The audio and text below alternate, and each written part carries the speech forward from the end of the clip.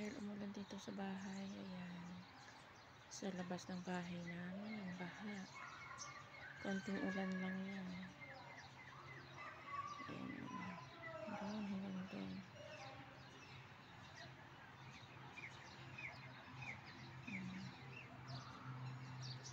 Diba, ulan.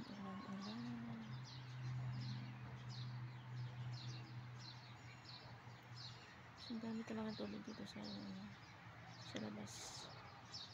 Ganyan dito pag umulan kahit konti lang, guys. Hindi pa tapos yung ulan kasi madilim pa.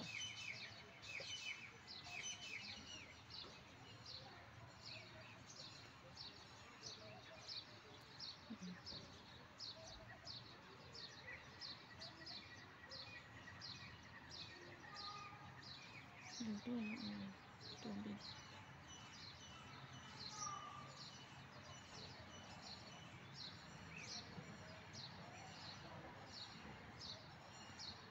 Dilim pa siya, oh. Oras pa lang dito ay 2:00 ng hapon.